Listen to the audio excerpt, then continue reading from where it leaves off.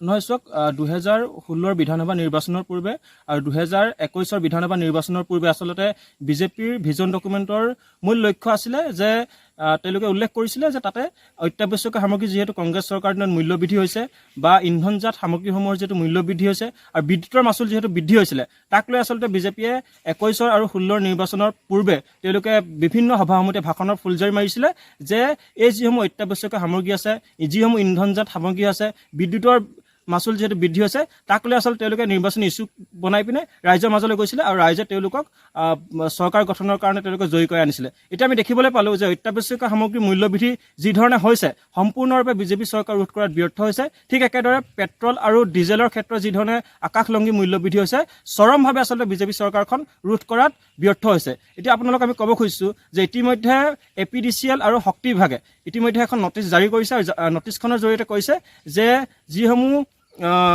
আমাৰ উপভোক্তা আছিলে বিদ্যুৎ যিসকলে উপভোগ কৰি আছিলে তেওঁলোকৰ ক্ষেত্ৰত পুনৰ মাচুল বৃদ্ধিৰ তেওঁলোকে সিদ্ধান্ত লৈছে আপোনালোকে জানে যে এনাৰ্জি চাৰ্জৰ অধীনত fuel and power purchase price বৃদ্ধিৰ ফলত আচলতে গ্ৰাহকে প্ৰতি ইউনিটত 8.60 টকা পৰ্যন্ত আচলতে দিব লাগিব প্ৰতি ইউনিটত আৰু দ্বিতীয়তে 5 কিলোৱাট পৰ্যন্ত জীৱনধাৰা স্কিমৰ সাধাৰণ শ্ৰেণীৰ যিসমূহ আমাৰ লোক আছিলে তেওঁলোকে 30 পইচাকৈ তেওঁলোকৰ বৃদ্ধি কৰা হৈছে আৰু প্ৰতি ইউনিটত হ'ব 4.35 টকা গতিকে যিহেতু শক্তিমন্ত্ৰীগৰাকীয়ে শক্তি বিভাগৰ দায়িত্ব লোৱাৰ পূৰ্বে কৈছিলে যে যদিহে তেওঁ দায়িত্ব গ্ৰহণ কৰে নিশ্চিতভাৱে বিদ্যুতৰ ইউনিটৰ যি